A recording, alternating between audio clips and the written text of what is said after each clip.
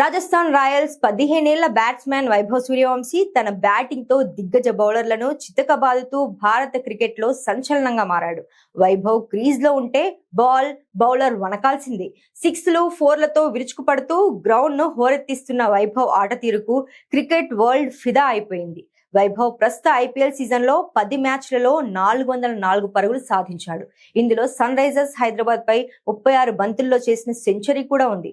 2024 mega వేలంలో Rajasthan Royals Vaibhav ను 1,10,00,000 రూపాయలకు దక్కించుకుంది. వైభవ్ బ్యాటింగ్ చూసిన తర్వాతే రాజస్థాన్ తనని తీసుకోవాలని నిర్ణయించుకుంది. Rajasthan Royals cricket director Jubin Bharucha Vaibhav గురించి ఒక కీలక విషయాన్ని వెల్లడించారు.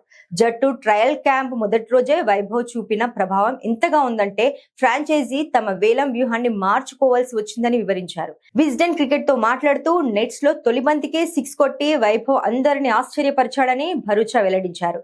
నేను సంజు శాంసన్, యశస్వి జైస్వాల్ వంటి ఎంతో మంది గొప్ప ఆటగాళ్లను దగ్గరగా గమనించాను. సంజు తొలి బంతికే 6 కొట్టాడు. యశస్వి బంతిని తన భుజం మీదుగా ఫ్లిక్ చేశాడు. కానీ వైభవ్ చేసింది వేరే స్థాయిలో ఉంది అని ఆయన అన్నారు.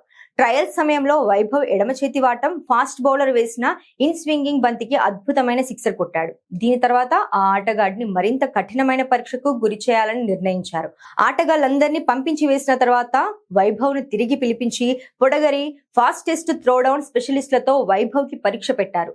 తన పూర్తి శక్తితో బౌలింగ్ చేయమని నేను బౌలర్ కి చెప్పాను. వైభవ్ ఆరంభంలో కొన్ని బంతులను వదిలేసి ఆ తర్వాతి బంతిని నేరుగా సైట్ స్క్రీన్ పైకి పంపాడు. ఆ క్షణంలోనే ఇతను సాధారణ ఆటగాడు కాదని నేను గ్రహించాను అని భరూచా అన్నారు. భరూచా వెంటనే రాజస్థాన్ రాయల్స్ సీఈఓ జాక్లాష్ మెక్రమ్ కు ఒక మెసేజ్ పంపారు. మనకు తరంలో ఒక్కసారి మాత్రమే కనిపించే ఆటగాడు ఉన్నాడు. సచిన్ టెండూల్కర్ తర్వాత అతని లాంటి బ్యాట్స్మెన్ ను నేను చూడలేదు. సచిన్ టెండూల్కర్ తర్వాత క్రీడా చరిత్రలోనే అత్యుత్తమ ఆటగాడు వైభవ్ మాత్రమే అని మెసేజ్ లో పేర్కొన్నట్లు తెలిపాడు.